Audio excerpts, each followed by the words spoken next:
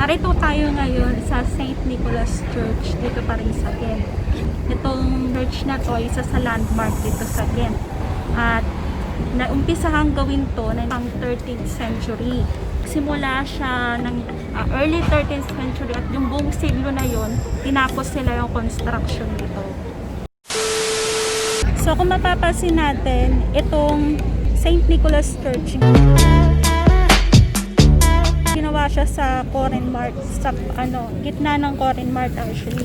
Kasi ginamit din siya bilang alarm or yung pag-alam ng oras, pagbigay ng mga traditional remarks, no? So pag tinatawag mo yung mga tao, ganyan, hanggang sa nagawa yung Belfort, nakatabi lang naman ito. Aside sa mga religious activity niya, nagamit din siya sa pamayanan before. Kaya very important sa kanila yung paggawa ng St. Nicholas Church during 13th century.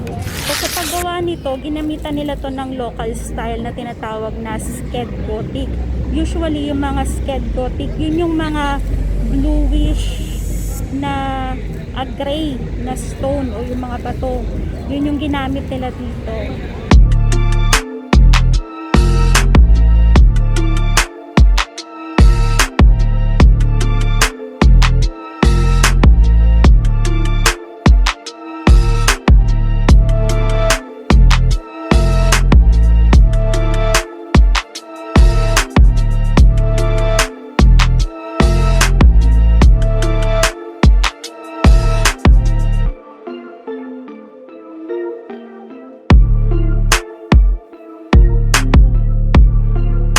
Mapapansin natin yung kabuuan nitong church na to, napakadami niyang kolon o yung guild na tinatawag. Very siya, kung mapapansin ninyo yung pagkakayari niya, yung pagkakayari ng church niya, hindi lang siya basta-basta yung square. No, marami siyang angle, marami siyang mga angle na ginamitan ng artistic way, no, yung mga kolon, ginamitan siya ng Tournai na tinatawag nila, na yun yung parang artistic way ng paglalagay ng mga anggulo sa church. So titingnan niyo siya, 'di ba? Ayan yung simbahan. So ang dami niyang mga edges, no? So tinatawag nilang Tournai 'yon.